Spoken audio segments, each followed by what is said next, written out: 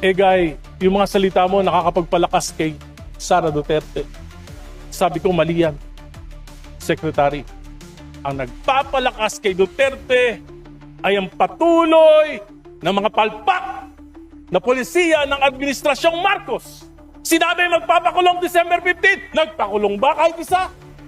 Sinabi ipapasa yung Independent Commission for Infrastructure na mag-iimbestiga. Pinasa ba? Binola lang kami.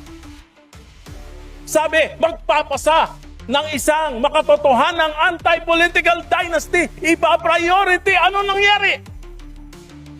Sa halip na anti-political dynasty ang pinasa ng Committee on Suffrage and Electoral Reforms, ito po ay pro-political dynasties. Hindi lang magpapadaba, magpapabundat pa sa mga dinastiya dito sa ating bansa.